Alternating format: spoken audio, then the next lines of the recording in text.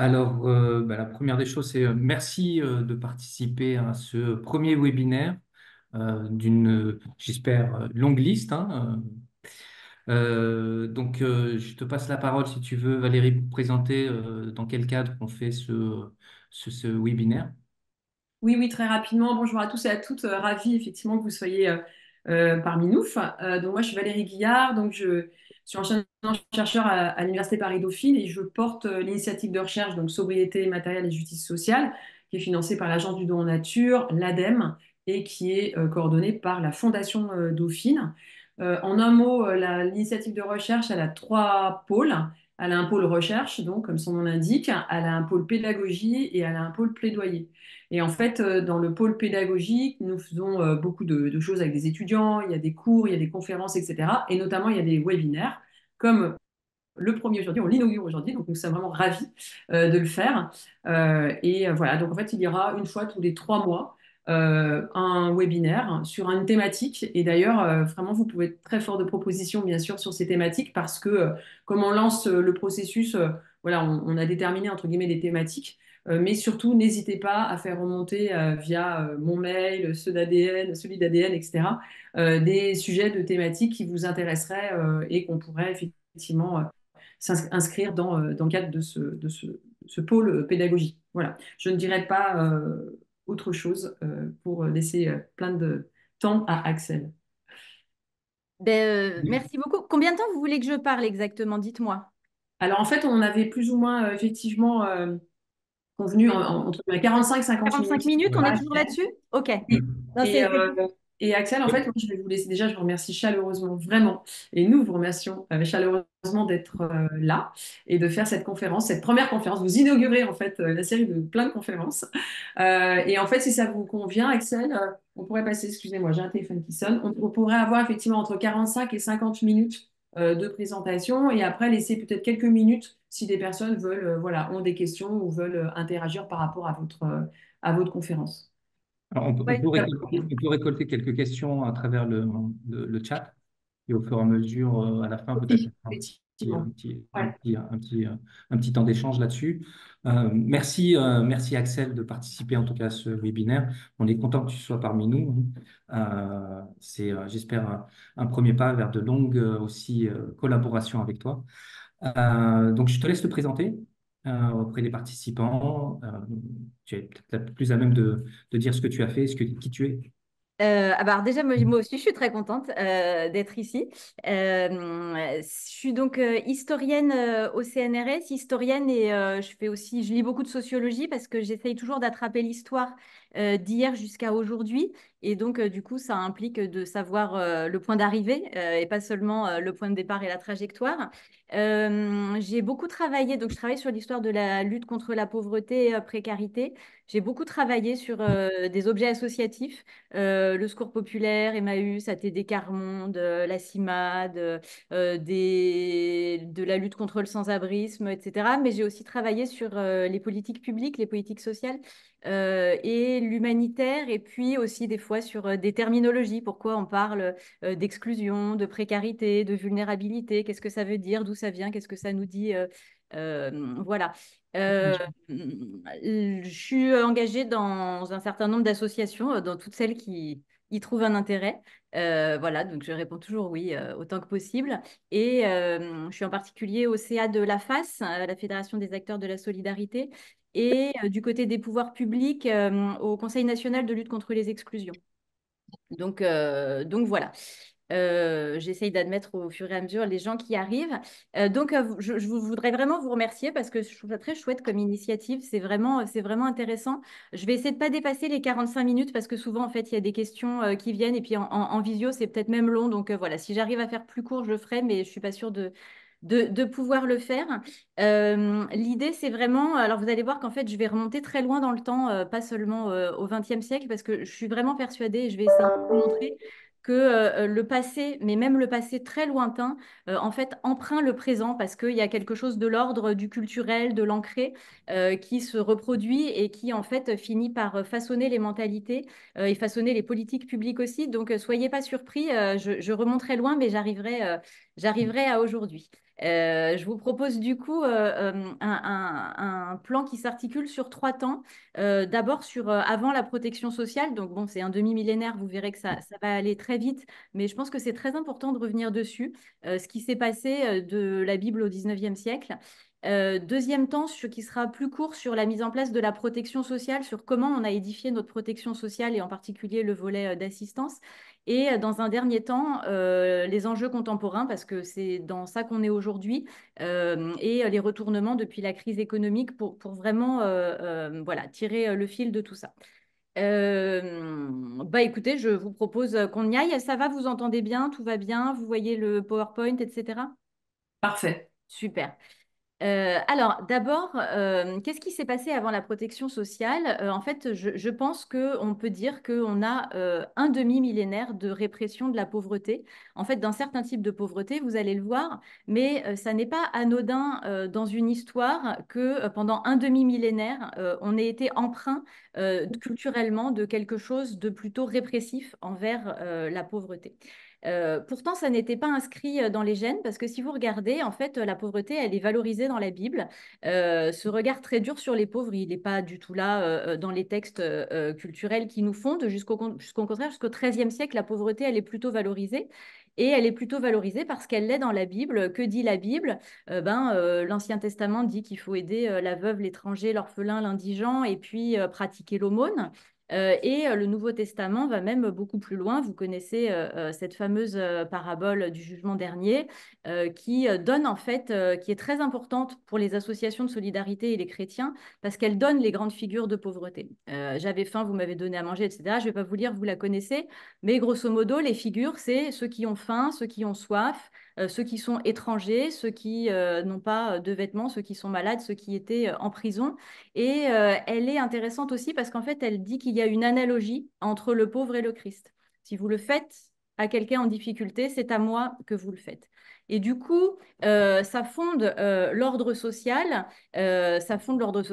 par l'aumône, par l'acceptation de sa place dans la société et par une certaine limitation des inégalités. Et à tel point qu'on a eu des ordres mendiants qui choisissaient eux-mêmes la pauvreté, qui était valorisée, les franciscains, les dominicains, etc., que la pauvreté a même été sanctifiée. Mais c'est là où, à la fin du Moyen Âge, les choses commencent à bouger, c'est que puisqu'il y en a qui choisissent la pauvreté, les ordres mendiants, ça veut dire qu'en fait, ceux qui la choisissent pas, c'est quand même pas exactement la même chose, et du coup, ça devient moins valorisé. D'être pauvre parce qu'on ne l'a pas choisi, c'est le pauvre avec Lazare et le pauvre avec Pierre. Le pauvre avec Pierre, c'est le moine qui le choisit. Le pauvre avec Lazare, c'est Lazare qui récupère les miettes du festin, mais finalement, qui devient un petit peu, qui devient, voilà, une petite suspicion envers lui. Alors du coup, qu'est-ce qui se passe? Pourquoi on a...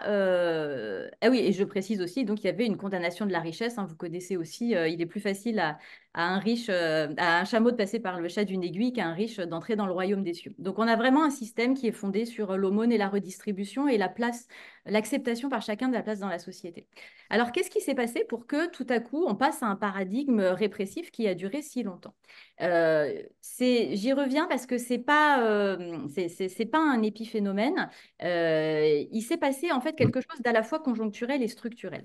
Il s'est passé quelque chose d'abord d'assez structurel.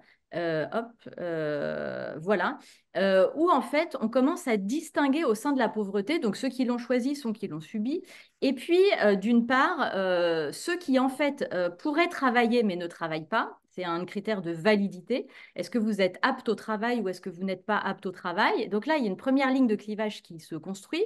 Et d'autre part, est-ce que vous êtes dans la communauté ou est-ce que vous êtes d'ailleurs de la communauté, donc d'ici ou d'ailleurs? Et ça, c'est une deuxième ligne de clivage qui se construit. Et ces deux lignes de clivage, est-ce qu'on est une pauvreté volontaire ou involontaire? Est-ce qu'on est d'ici ou est-ce qu'on est d'ailleurs? En fait, elle construit cette fameuse distinction entre les bons et les mauvais pauvres. Le bon pauvre, c'est celui qui n'a pas choisi la pauvreté parce qu'il est invalide, vieillard, etc. Donc, en fait, qui ne peut pas faire autrement que de ne pas travailler. Et donc, lui, on lui doit assistance. Et par contre, celui qui est valide, adulte, bah, lui, il est plutôt sommé de se mettre au travail.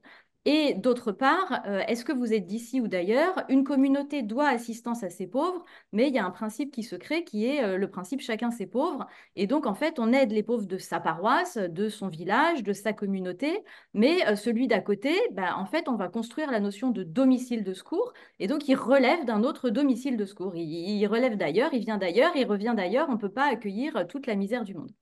Et donc, vous voyez bien que cette ligne, cette double ligne de clivage qui s'est construite donc à la fin du Moyen Âge, c'est très très tôt, elle résonne encore évidemment très fortement aujourd'hui, valide-invalide, d'ici ou d'ailleurs, avec un élargissement des frontières, parce qu'au début, c'était vous êtes du village ou du village d'à côté, et après, c'est du département d'à côté, et après du pays d'à côté, et après du continent d'à côté, etc. Donc, on a cet élargissement des frontières géographiques, mais le mécanisme reste le même et reste extrêmement prégnant aujourd'hui. À l'opposé du spectre, donc le bon pauvre, l'archétype du bon pauvre, c'est par exemple la personne âgée de la paroisse, et l'archétype du mauvais pauvre, c'est le vagabond qui vient d'ailleurs et qui est a priori d'âge valide. Donc ça, c'est le premier phénomène qui est vraiment massif et qui est vraiment important à comprendre. Et d'autre part, il y a un phénomène qui est beaucoup plus conjoncturel. C'est cette grande peste noire du XIVe siècle, c'est la croissance démographique où du coup, il y a de plus en plus de gens et de moins en moins de terres par personne. Et donc, du coup, les gens commencent à migrer pour aller chercher du travail ailleurs parce qu'il n'y a plus du tout assez de travail pour tout le monde. Et quand ça se conjugue avec ce contexte épidémique de la peste noire, on en a parlé pendant la Covid, hein, vous voyez, c'est cette grande peste de 1347 qui a emporté la moitié de l'Europe en 5 ans, et bah, du coup, on commence à prendre des mesures extrêmement répressives pour juguler à la fois les déplacements de population, parce qu'on est en contexte épidémique, et puis réguler, parce que quand quelqu'un bouge pour aller se vendre au plus offrant, en fait, il dérégule le marché du travail. Et donc, c'est extrêmement gênant économiquement.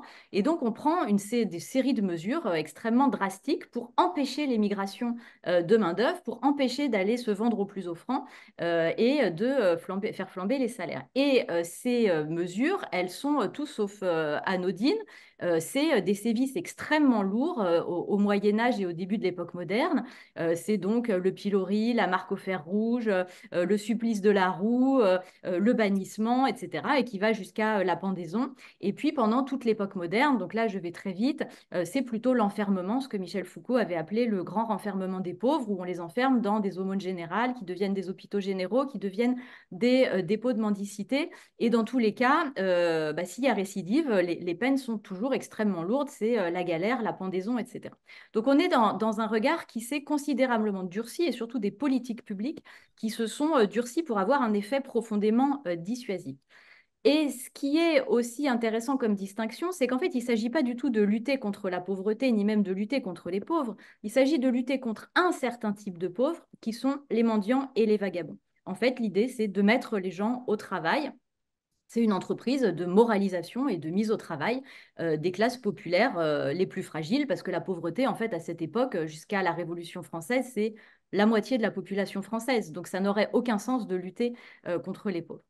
S'ajoute aussi, dernier petit élément de paradigme, la réforme protestante, qui n'est pas non plus un épiphénomène, parce que dit le protestantisme? Le protestantisme, il dit que la pauvreté n'est plus une marque christique, mais un châtiment divin.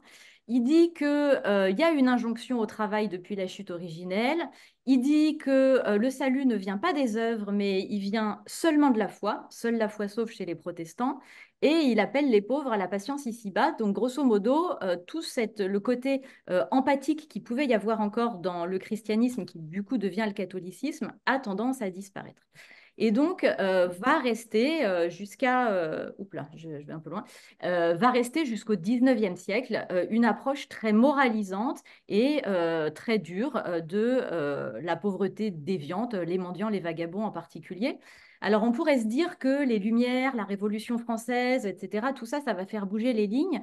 En fait, pas du tout. Les Lumières font pas bouger les lignes parce qu'elles ont une approche toujours très morale de la pauvreté et parce que surtout, elles dénoncent vraiment très fortement l'oisiveté et elles demandent la mise au travail des gens, notamment par des nouvelles théories économiques qui expliquent que c'est en fait bon pour l'économie d'avoir des pauvres parce que du coup, ça nourrit l'économie à peu de frais. Donc, c'est vraiment des théories très, très explicites et très, très cyniques, mais vraiment transparentes. Par exemple, les physiocrates. La Révolution française, qu'est-ce qu'elle dit, la Révolution française? On a, oula, j'ai perdu tous mes, voilà. Elle a une série de grandes phrases. On connaît de la Révolution française ces grandes phrases comme la misère des peuples est un tort des gouvernants, là où existe une classe d'hommes sans subsistance, existe une violation des droits d'humanité, l'assistance qui devient la dette sacrée de la nation, etc. Donc effectivement, il y a des grandes phrases qui sont un vrai pas en avant, mais en pratique, petit 1, les caisses sont vides, donc il ne se passe strictement rien d'un point de vue législatif. Et d'autre part, il y a toujours cette distinction très, très fermement ancrée du bon et du mauvais pauvre. Est-ce que vous êtes valide ou invalide? Est-ce que vous êtes d'ici ou d'ailleurs? Et donc, en fait, elle est plutôt une continuité qu'une rupture. Et la suite, le 19e siècle, eh ben, c'est toujours cette continuité. C'est même une continuité qui ancre la répression. Ce fameux code pénal de 1810 qui rend délictueux le vagabondage et la mendicité. C'est tout sauf un épiphénomène historique parce que, bon, je ne vais pas faire un jeu de quiz quand on est une vingtaine ou une trentaine à distance, mais quand est-ce qu'il sera aboli, ce code pénal de 1810? Il sera aboli en 1994. Donc, vous voyez que c'est des choses qui nous ont emprunts extrêmement longtemps par les mentalités et tout simplement par le dispositif législatif. Donc, le 19e siècle, c'est la pénalisation du vagabondage et de la mendicité, la réactivation des potentialités. Et puis, c'est des secours qui sont dramatiquement bas. En fait, l'État n'intervient pas. Donc, il délègue tout à la charité privée d'une part et à des bureaux de bienfaisance qui sont l'ancêtre de nos CCAS, mais qui à cette époque sont facultatifs. Donc, il y en a dans même pas la moitié des communes de France. Et en plus, les secours sont extrêmement bas. Les historiens ont calculé que les secours du bureau de bienfaisance au 19e siècle, ça te permettait de survivre 10 jours par an. Donc, ça vous donne une idée du niveau de secours qui est admis. Et donc, dans ce contexte, eh ben, c'est la question sociale du 19e siècle, du paupérisme, où on a donc l'industrialisation, l'urbanisation qui concentre une misère croissante dans les villes et du coup la rend beaucoup plus visible, qui en même temps déstructure les cadres traditionnels, parce qu'avant, vous étiez dans la paroisse rurale, dans votre village, vous aviez des aides de la solidarité du proche qui sont cassées par cette industrialisation et cette urbanisation. Donc, pour reconstruire des nouvelles formes de solidarité, on a une effervescence religieuse chez les catholiques, chez les protestants, le christianisme social, etc., le catholicisme social, mais on a aussi cette effervescence de la gauche, le syndicalisme, le socialisme, qui essaye d'apporter des nouvelles réponses à cette question sociale, et l'économie sociale, les mutuelles, les coopératives, etc., pour essayer de trouver des solutions à une misère que l'État ne traite pas. Et donc, en termes d'œuvres, par exemple, on peut penser aux conférences Saint-Vincent de Paul qui naissent en 1833, aux Petites Sœurs des Pauvres, à l'Armée du Salut qui naît en Angleterre dans les années en 1865 et qui arrive en France en 1881, à la Mie-de-Pain qui est créée en 1891, etc. Donc, des œuvres qui nous restent encore aujourd'hui. Donc, vous voyez que cette strate, eh ben, en fait, peut-être qu'effectivement, on a l'impression de remonter très loin dans l'histoire, mais en fait, elle est vraiment extrêmement importante pour comprendre qu'est-ce que c'est que ce clivage bon-pauvre, mauvais-pauvre dont on parle encore aujourd'hui, qui est en fait fondé sur un double critère qui est toujours opératoire aujourd'hui. D'autre part, pourquoi en fait on a finalement une forme d'acceptation de la pénalisation de la pauvreté? Parce qu'elle l'a été pendant un demi-millénaire de façon sans discontinuer, de façon continue, du XIVe siècle au XIXe siècle, c'était possible de condamner un pauvre à mort juste parce qu'il avait mendié et été en délit récidif de délit de vagabondage ou de mendicité. Donc il y a une forme d'acceptation culturelle qui nous emprunte, même si on ne le sait pas, les dispositifs publics se reproduisent et puis les mentalités aussi. Donc voilà, et ça explique aussi le développement des œuvres privées pour traiter un problème que les pouvoirs publics, jusqu'à la fin du XIXe siècle, ont refusé en fait de traiter. Donc, j'irai plus vite sur la deuxième partie, sur la mise en place de la protection sociale. C'est le deuxième grand temps. Et ça, c'est un tournant absolument fondamental qui puise, je ne vais pas rentrer dans les détails, mais qui puise à une série de phénomènes.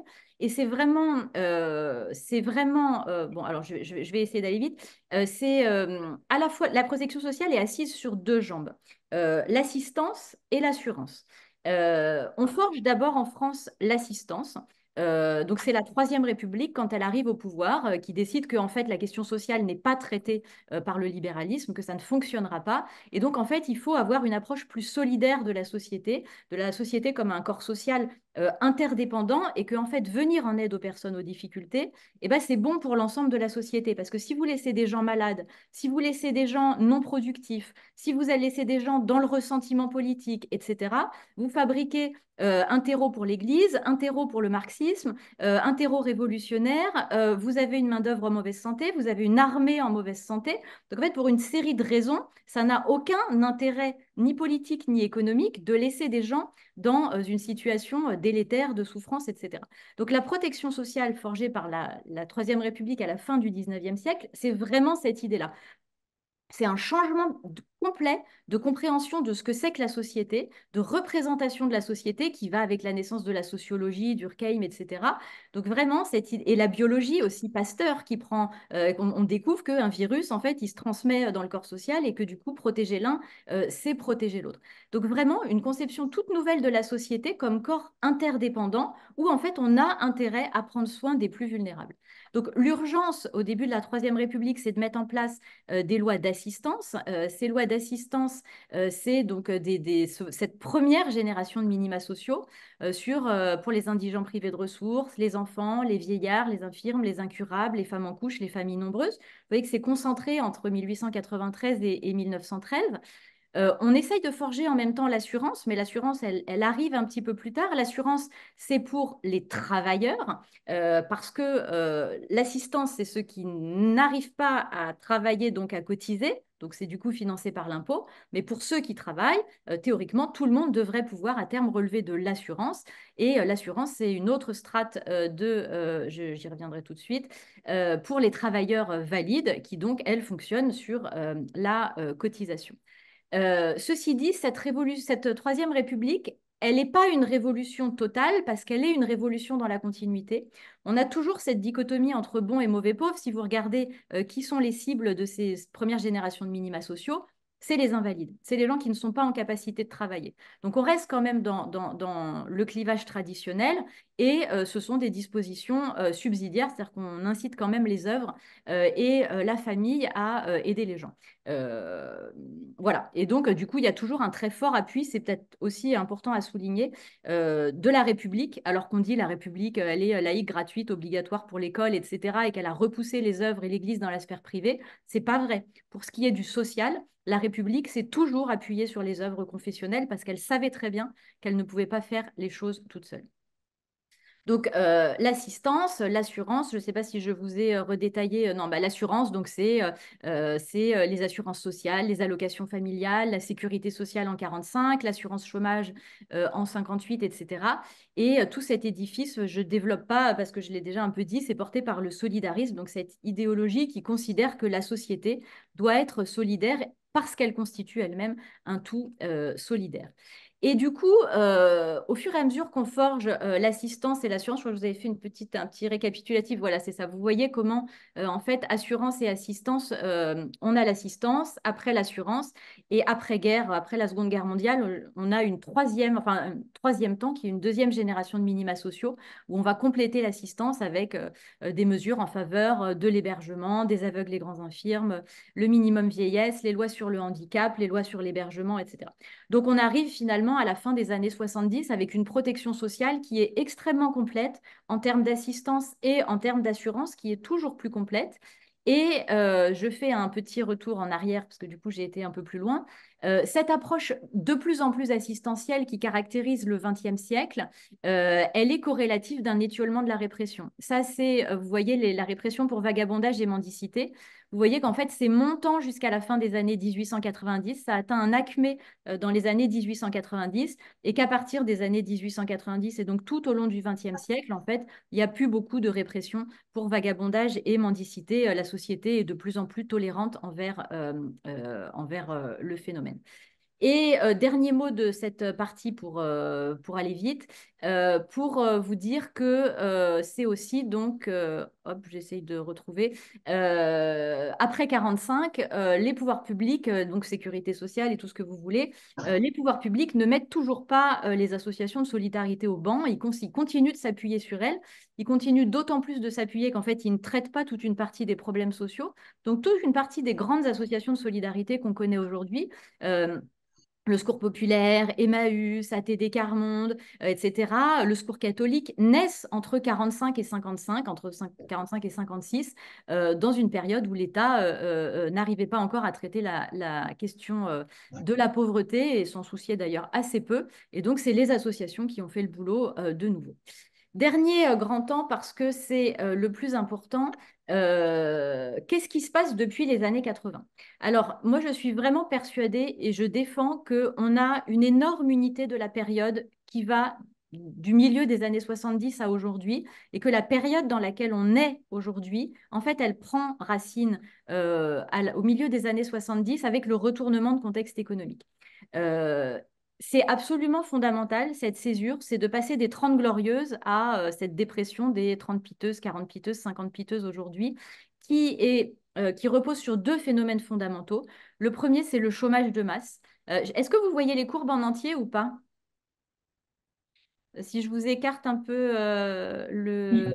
On a Comme l'impression que c'est ça? un peu coupé. Voilà, Voilà, c'est super. mieux comme Parfait. ça. Très bien. Le chômage de masse, vous voyez qu'en fait, on part du début de la fin des 30 glorieuses, on a 2-3% de chômage. On était descendu à 2% de chômage en France et 1,5% en Angleterre. Et on n'a pas réussi depuis les années 80 à descendre en dessous de 7% de taux de chômage. Et on est très régulièrement, enfin, on est plusieurs fois passé au-delà des 10%. On est passé d'une société sans chômage, avec un chômage uniquement de turnover, à une société de chômage de masse. C'est le premier phénomène. Le deuxième phénomène, c'est qu'on est parallèlement passé à une société de précarisation de l'emploi. On passe d'une société où l'emploi était un emploi à temps plein, à CDI, en CDI, etc., à une société de plus en plus flexible, parce que c'est une flexibilité que choisissent les entreprises pour répondre notamment à la concurrence des pays d'Asie, pour flexibiliser et réduire leurs coûts. Mais du coup, ça se traduit sur l'emploi, intérim, contrat aidé, temps partiel, etc., deviennent de plus en plus importants dans la masse des emplois. Donc tout ça s'appuie à la désindustrialisation, à l'automatisation, à la globalisation, à la financiarisation de l'économie, à l'idéologie néolibérale qui arrive à partir de la fin des années 70, début des années 80, Thatcher au Royaume-Uni, Reagan aux États-Unis. Et donc c'est la fin de la prospérité salariale fordiste qui est fondée sur le plein emploi, sur des salaires élevés, etc. Et on bascule au contraire sur des salaires qui sont, en tout cas au bas de l'échelle sociale, plutôt tirés à la baisse et des emplois qui sont précarisés. Et donc, évidemment, de façon logique, ce que ça provoque, c'est une explosion des inégalités, à la fois par le bas, puisqu'on tire les salaires et la qualité des emplois au bas de l'échelle sociale, on le tire à la baisse, et explosion des inégalités par le haut aussi, puisque il y a allègement des taxations, financiarisation de l'économie, etc., qui du coup écartèlent ce corps social qui s'était plutôt beaucoup nivelé tout au cours du XXe siècle par la protection sociale, par le plein emploi, etc. Donc, c'est une série de recompositions vraiment fondamentales qui sont encore d'actualité aujourd'hui. D'autre part, ça a un impact extrêmement net sur la sociologie de la pauvreté qui, jusqu'aux 30 Glorieuses, donc pendant même tout au long du XXe siècle et pendant les 30 Glorieuses, les pauvres, c'était qui? C'était massivement les personnes âgées qui n'avaient pas encore les retraites à taux plein, qui avaient des minima vieillesse extrêmement bas. C'était les personnes en situation de handicap, d'infirmité, etc. Et les travailleurs migrants qui économisaient beaucoup pour aider leur famille ou rentrer au pays et qui du coup vivaient dans des conditions de grande pauvreté. Depuis les années 80, c'est une sociologie qui a radicalement changé. On passe d'une pauvreté schématiquement des inactifs à une pauvreté des actifs, qui se conjugue avec les recompositions sociologiques, la montée des divorces, etc., qui font qu'aujourd'hui, la pauvreté touche massivement les familles monoparentales, massivement les jeunes qui n'arrivent pas à s'insérer sur ce marché de l'emploi très contracté, où il y a un allongement de la durée des études, il y a une propédeutique de petits boulots et tout ça, ça s'entretient. Donc les jeunes, il y a un embouteillage à l'entrée du dispositif. Après, ça se calme à partir de 30 ans. Ça touche massivement les personnes à faible qualification. C'est vraiment la qualification qui protège de la pauvreté. De fait, ça touche aussi massivement les chômeurs, hein, surtout qu'on rogne, vous allez voir, sur les prestations chômage. Et on redécouvre, mais en fait ça n'avait jamais disparu, que la pauvreté touche aussi les travailleurs, 2 millions de travailleurs pauvres aujourd'hui, et les personnes d'origine immigrée qui, pour une série de raisons liées à la fois à leur qualification, aux discriminations, à leur zonage géographique, etc., enfin pour une somme de facteurs, sont plus sujets à la pauvreté. Donc vous voyez que cette sociologie, elle est quand même très différente de celle des Trente Glorieuses et qu'elle est toujours celle d'aujourd'hui. Et le dernier élément de recomposition qui est aussi extrêmement important à avoir en tête, c'est depuis les années 60, depuis 1979 très précisément, une série régulière de détricotage de l'assurance chômage où en fait on ne fait que durcir les conditions d'accès à l'assurance chômage. Et alors, on en parle aujourd'hui, mais en fait, ça n'est pas nouveau. Je veux dire, depuis 1979, on peut faire une liste longue comme le bras de dispositifs qui systématiquement ont contracté l'assurance chômage. Et ce que ça provoque mécaniquement, c'est qu'en fait, les gens qui avant relevaient de l'assurance chômage, je vous ai dit qu'il y avait deux pôles dans la protection sociale, il y a l'assistance et l'assurance. Quand on vous sort de l'assurance, en fait, vous basculez vers l'assistance.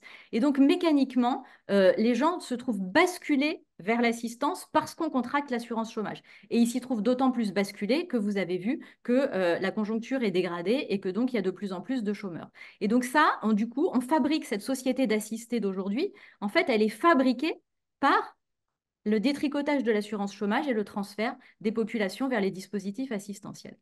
Alors, comment les pouvoirs publics ont répondu? Ils ont répondu dans les années 80-90 de façon très progressiste. D'une part, en développant beaucoup l'urgence sociale.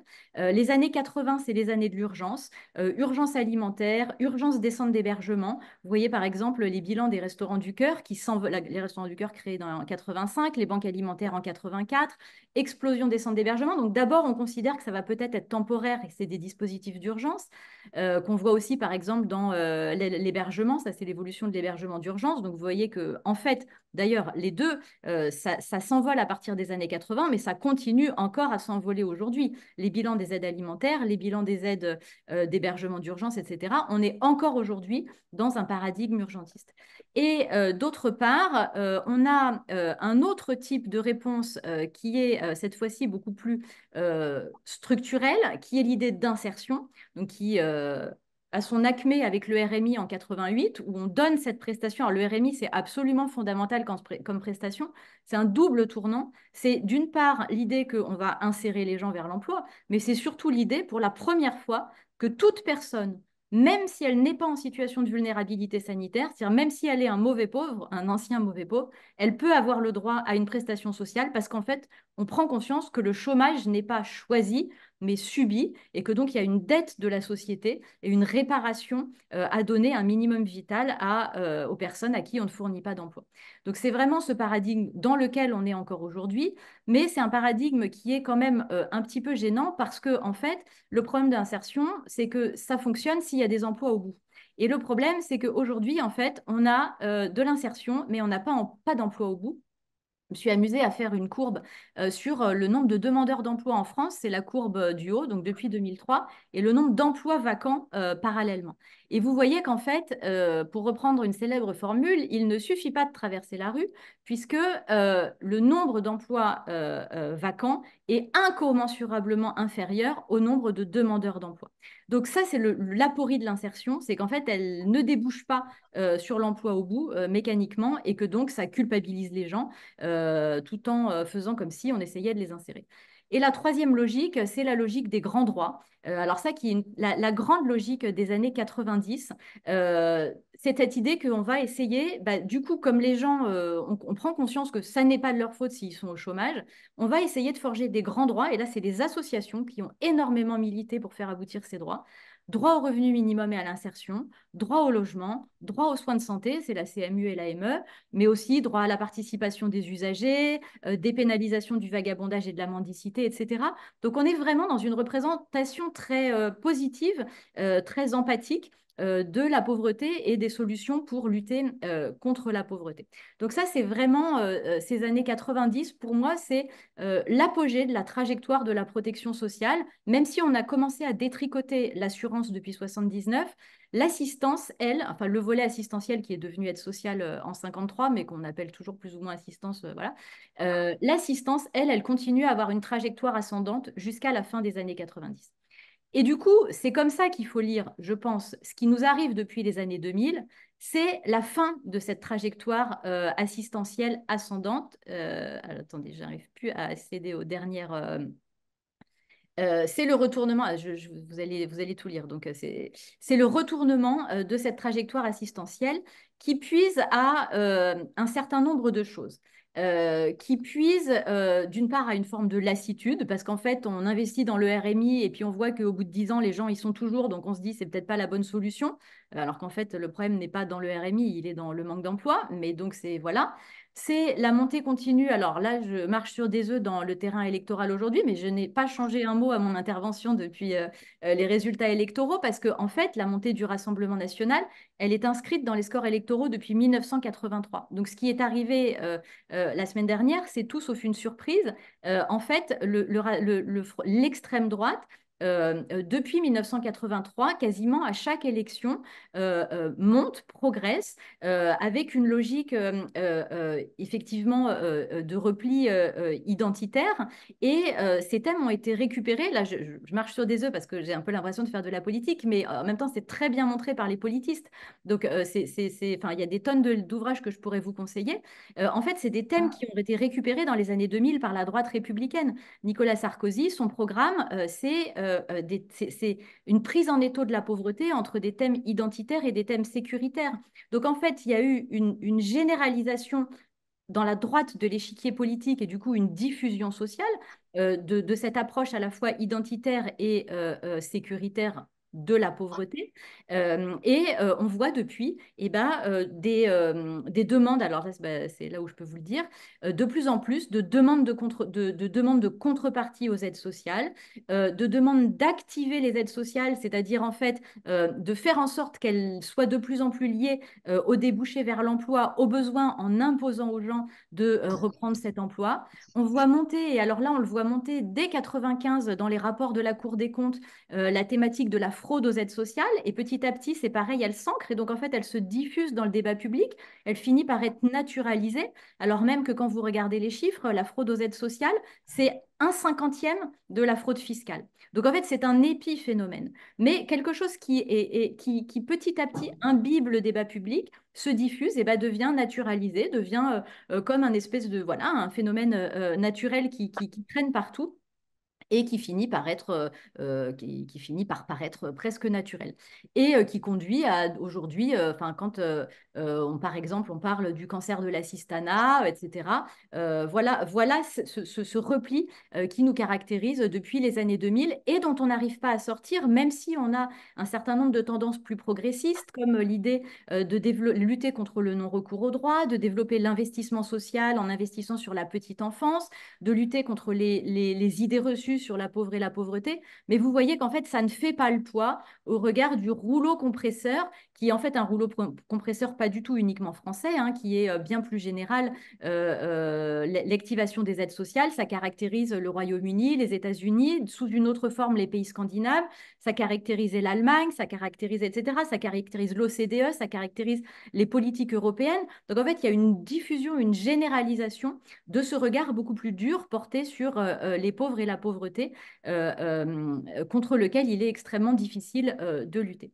Donc, pour conclure et laisser deux mots, enfin un petit peu de temps peut-être à la discussion, l'histoire, surtout quand on la remet dans le très long terme, qu'est-ce qu'elle permet de faire? Elle permet alors déjà de relativiser la nouveauté des phénomènes, quels qu'ils soient, les bons pauvres, les mauvais pauvres, la montée des replis, des durcissements, etc. Donc, en fait, on est inscrit dans un temps long, voire très long. elle permet quand même de montrer aussi que les choses se sont beaucoup améliorées. Quand vous regardez par rapport au Moyen Âge où un pauvre était passible de peine de mort, on voit qu'on est passé de la répression à l'assistance de façon en fait vraiment structurelle, parce qu'aujourd'hui, on est quand même encore, même s'il y a une montée du durcissement, dans un paradigme très assistentiel. Donc on est vraiment passé de la lutte contre les pauvres à la lutte contre la pauvreté.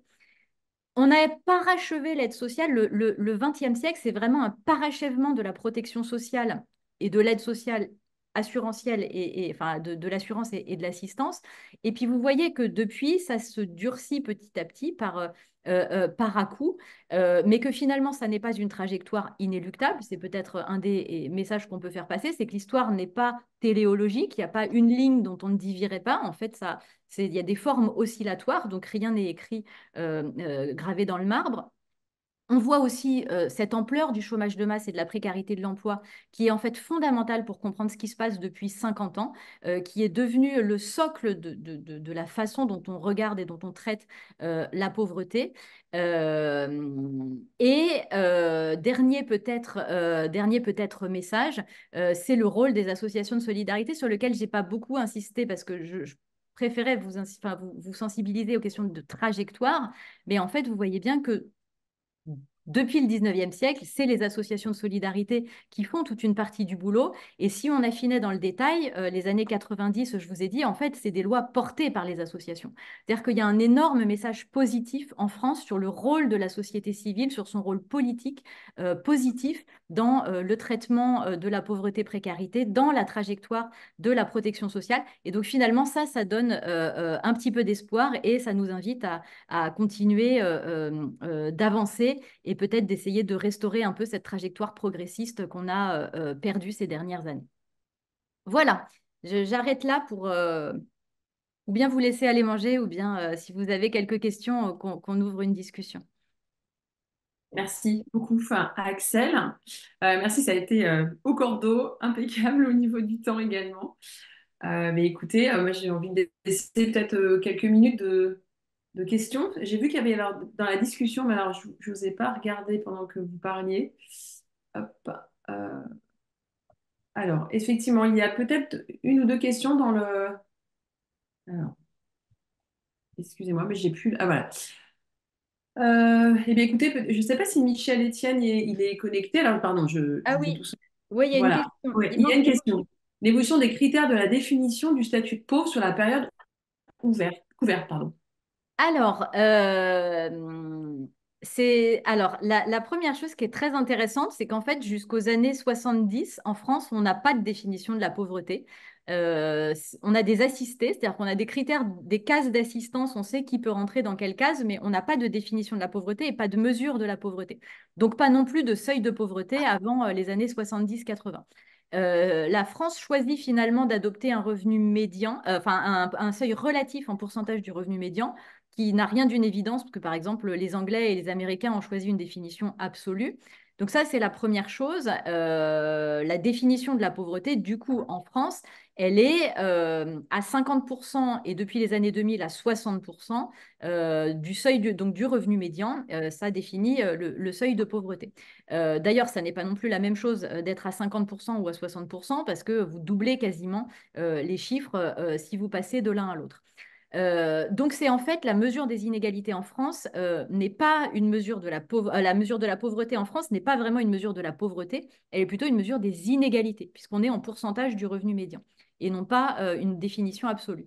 C'est pour ça qu'on a forgé depuis les années 90 un certain nombre d'autres critères, notamment la pauvreté en conditions de vie, qui est du coup un critère qu'adopte aussi, enfin qui est conjointement adopté au niveau européen, avec une série d'items. Alors là, on est resté sur 13 items et il en faut, je crois, 5 ou 7 sur les 13 pour être considéré comme pauvre en conditions de vie, donc qui relève de pouvoir s'acheter de la viande, des chaussures, faire face à une fin de mois difficile, etc. Enfin, une série, ne pas être endetté ou faire face à une dépense imprévue. Et puis, on a aussi une série d'autres définitions qui sont plus, qui relèvent de la pauvreté subjective. Est-ce qu'on se sent pauvre ou est-ce que comment les gens définissent la pauvreté, etc. Mais donc, en fait, l'évolution la définition du statut de pauvre, en France aujourd'hui, la seule qui est vraiment la plus généralisée, c'est est-ce qu'on est en dessous ou au-dessus de 60% du revenu médian? Et finalement, c'est plutôt un critère d'inégalité que de pauvreté, c'est la première chose. Et du coup, pendant que j'y suis, je voudrais rebondir sur cette question pour dire que donc, il y a cette fameuse question, donc 60% du revenu médian, on est passé, aujourd'hui, on est à peu près à 1100 euros de revenus par mois pour une personne seule. Il faut le mettre, ce 1100 euros, au regard de deux autres seuils. Le premier, c'est en fait les minima sociaux. Quand vous regardez le RSA, on est 500 euros en dessous. Le RSA, c'est 600 euros. Donc en fait, RSA, seuil de pauvreté, et encore 500 euros au-dessus du seuil de pauvreté, c'est-à-dire 1000 euros au-dessus du RSA, il y a ce que l'ONPES a calculé, le CNLE, qui est le seuil de revenu décent. En fait, le CNLE s'est amusé, enfin l'ONPES, l'Observatoire national de la pauvreté et d'exclusion sociale, qui est devenu le CNLE, a fait enfin, des enquêtes et des calculs pour essayer de quantifier quel est en France le revenu qu'il faut pour juste vivre décemment. Alors sur trois zones, la zone rurale, la ville moyenne et la région parisienne, c'est-à-dire juste pour avoir une voiture pour aller travailler quand on est en milieu rural, pour avoir un logement, pour manger correctement, mais sans faire des dépenses somptuaires, etc. Et là, on est plutôt à 1600 voire 1800 euros de revenus par mois pour une personne seule, suivant les zones, et puis avec l'inflation, du coup, ça a augmenté. Donc, vous voyez que en fait, seuil de pauvreté, seuil de revenu décent, minima sociaux, en fait, il y a des écarts absolument gigantesques qui permettent quand même de prendre la mesure aussi de ce que c'est que à la fois être aux minima sociaux et à la fois être pauvre par rapport à ce qu'il faudrait en France en fait pour vivre décemment. Merci beaucoup, Axel. Est-ce que vous avez d'autres questions? J'en vois pas d'autres dans le chat, mais surtout n'hésitez pas.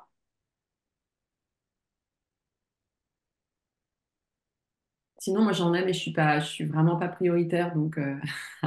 Et souvent, c'est les premières questions qui sont les plus difficiles à poser. Alors allez-y, parce que c'est plutôt l'idée, c'est plutôt de discuter s'il y a des choses qui vous Oui, c'est intéressent, pas ça. nécessairement des questions sur Non, exactement. Alors, sur ce moi, qu'on fait, Axel, je mais suis absolument pas évidemment spécialiste du sujet et on en a parlé. Moi, déjà, j'ai une question de vocabulaire. Parler de pauvreté, etc. Est-ce que vous situez, est-ce que vous parlez parfois de précarité? Est-ce que dans les seuils, voilà, c'est une notion que vous discutez, qui est discutée dans la littérature, voilà, parce qu'en fait, on parle de pauvreté et précarité dans tous vos exposés, et encore merci parce qu'il était brillant. On parle de pauvreté. Est-ce que c'est une question ou alors pas du tout? Donc là, c'est voilà, comme moi je suis pas du tout spécialiste, je me permets des questions, voilà, peut-être pas très pertinentes.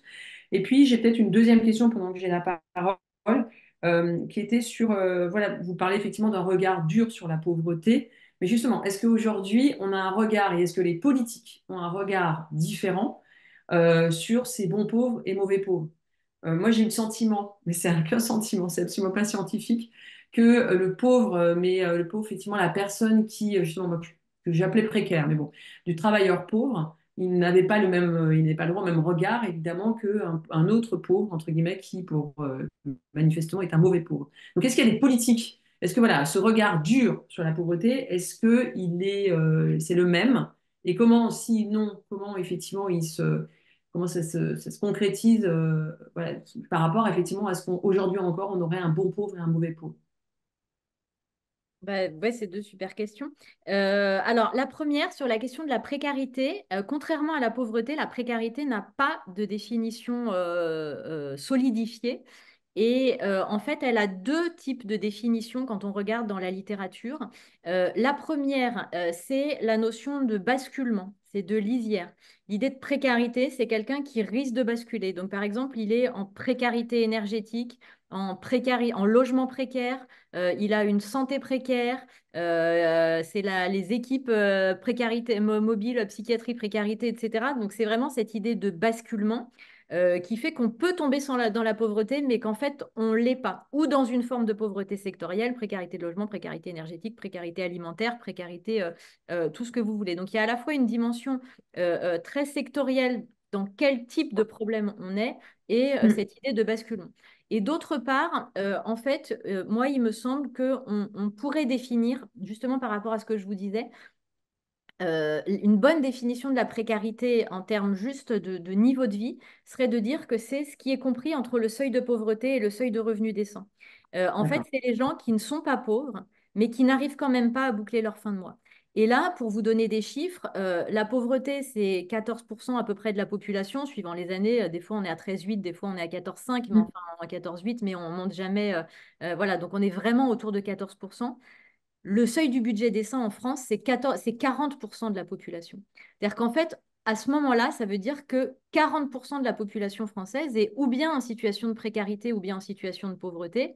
Et grosso modo, 25% de la population française est en situation de précarité et 15% en situation de pauvreté. C'est-à-dire Oui, vraiment, ça donne un autre regard sur qu'est-ce que c'est que la difficulté économique en France.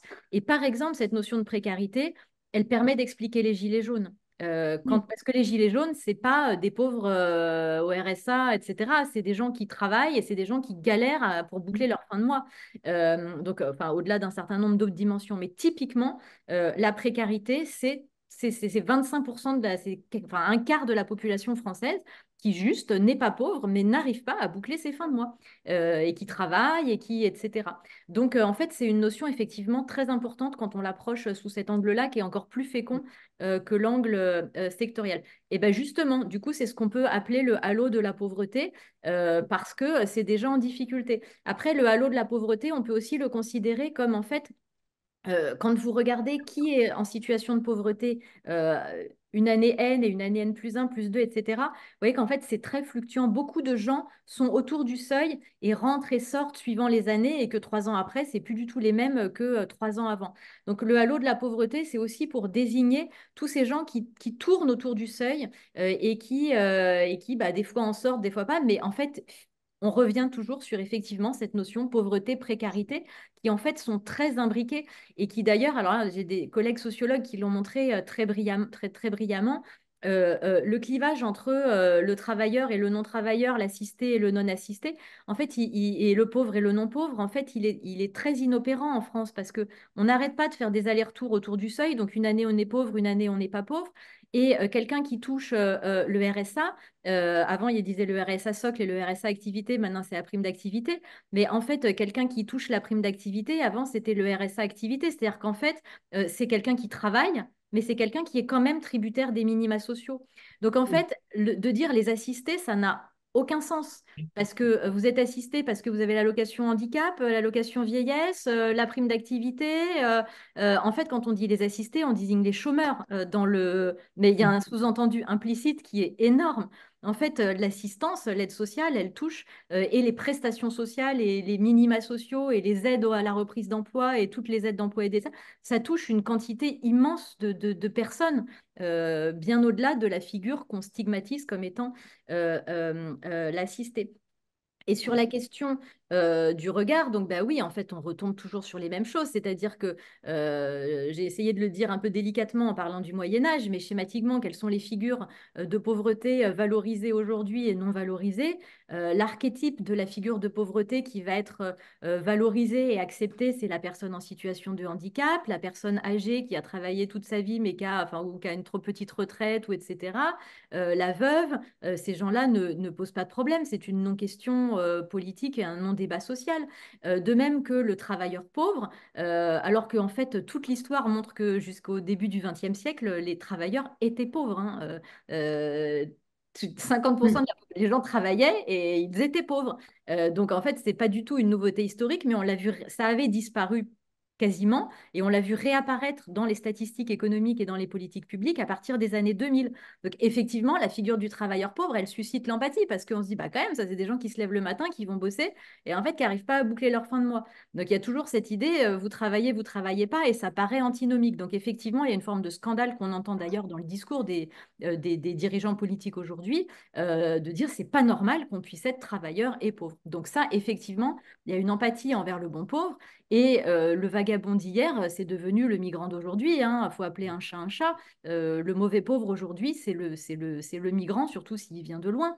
Ou alors, c'est l'autre image, et d'ailleurs les deux sont assez poreux, de la personne qui en fait serait un adulte valide, mais qui préférerait toucher les minima sociaux, rester devant sa télé ou vivre du trafic de drogue plutôt que de se lever le matin pour aller travailler.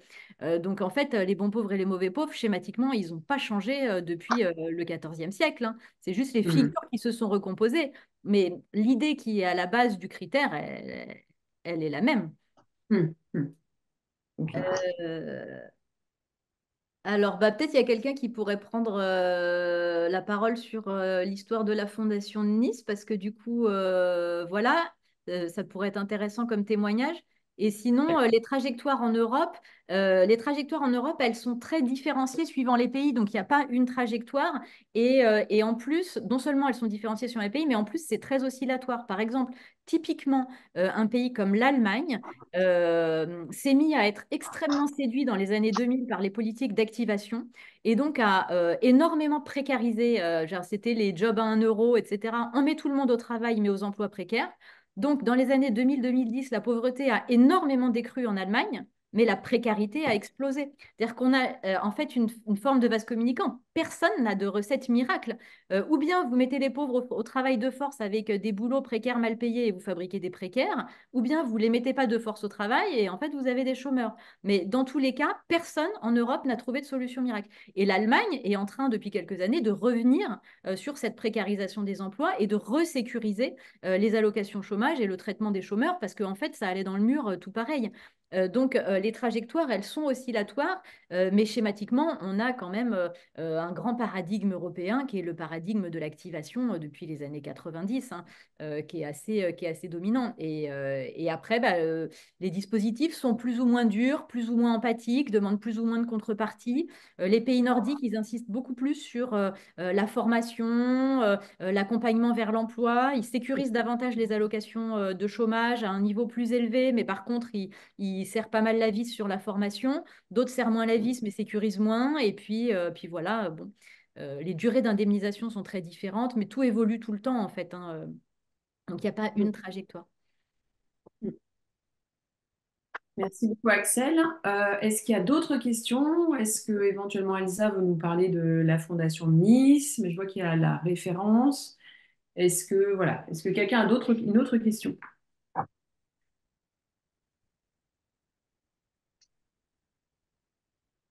Non, Non, bah, personne. sinon, il est 29, hein, donc en même temps, je peux vous laisser retourner travailler. Ouais, tout à fait. Vous avez déjà bien travaillé. Moi, j'aurais peut-être une dernière mini-question. Je ne sais pas si je peux me la permettre ou pas, mais il n'y en a pas d'autre. Allez-y, bah, au pire, ceux qui veulent Ouais, quitter. mais allez, on va faire très court. Moi, je voulais savoir, éventuellement, Axel, alors pareil, hein, encore une fois, je peux être tout spécialiste du sujet, mais pour moi, il y a la pauvreté, entre guillemets, objectif, puis après, il y a le sentiment d'être pauvre ou précaire. Et moi, j'aimerais savoir, je ne sais pas si il y a le moyen de distinguer vraiment la pauvreté du sentiment d'être pauvre, comme on arrive quand même à une certaine horizontalisation de la norme de consommation. Je voulais savoir s'il y avait des travaux qui montrent que justement ce sentiment, il s'accroît, le sentiment d'être pauvre ou précaire s'accroît, de par justement l'horizontalisation de cette norme en fait. Bah alors, la norme de consommation, elle date quand même d'il y a très longtemps, parce qu'en fait, ça s'est diffusé beaucoup depuis les 30 Glorieuses. Donc maintenant, ça fait 70 ans qu'on est ancré dedans. Donc, c'est pas. Mais par contre, oui, il y a des. Alors, notamment Nicolas Duvaux, je vous enverrai, il a fait un article dans la Revue française de sociologie où il examine. Parce qu'en fait, la pauvreté subjective elle-même, c'est compliqué, parce que donc, il y a le sentiment de se sentir pauvre. Il y a un seuil qu'on peut fixer en demandant aux gens arbitrairement, selon vous, avec quel est le seuil en deçà duquel on est pauvre, et donc on calcule. Il y a la question qu'on peut poser aux gens, selon vous, combien il y a de pauvres en France? Et du coup, c'est encore un autre type de mesure subjective de la pauvreté. Mais en fait, grosso modo, le seuil de pauvreté subjective, c'est-à-dire les gens qui se sentent pauvres, il n'est pas tellement plus élevé que le vrai chiffre de la pauvreté, que c'est 14% en fait. On est toujours autour de 13-15%. C'est pas une explosion. Par contre, là, c'est vraiment les travaux de Nicolas Duvaux qu'il faut aller voir. Ce qui est beaucoup plus intéressant, et c'est là-dessus d'ailleurs qu'il travaille et qu'il pointe, c'est sur en fait le sentiment de déclassement et le sentiment de ne plus pouvoir prendre l'ascenseur social, le sentiment d'avoir un avenir bloqué. Et donc ça, c'est beaucoup plus subjectif, c'est beaucoup plus important subjectivement et d'ailleurs dans les conséquences politiques que ça a en termes de traduction électorale, que le sentiment de se sentir pauvre. C'est vraiment ce sentiment d'être déclassé, de ne pas arriver à boucler ses fins de mois avec ce qu'on a, de ne pas en voir le bout, de ne pas pouvoir faire face. Et donc ça, c'est vraiment ce qui est très important. C'est notamment, alors je vous enverrai l'article, si vous voulez, le lien de l'article de sociologie, mais il a écrit un livre qui est super, qui est sorti il n'y a pas longtemps, là, L'avenir confisqué. C'est hyper intéressant aussi, c'est ce sentiment de ne pas avoir d'avenir, de Mm. pouvoir, voilà, qu'il n'y ait plus Mm. d'ascenseur social, que ce soit bouché, qu'on ne s'en sorte plus et de Mm. se sentir déclassé. Ça, c'est très important. Mm, mm, mm, mm. Ok. Moi, j'aimerais rebondir justement, Axel. Ça fait un lien aussi avec le sentiment d'insécurité sociale aussi, non? Dont il parle d'ailleurs Nicolas Duvaux, hein, dans son livre. C'est-à-dire le fait de se sentir pauvre, d'avoir ce sentiment d'être déclassé, etc. Et d'être dans cette insécurité globale de, voilà, quelle est l'assistance dans laquelle je peux me tourner ou ça- Complètement.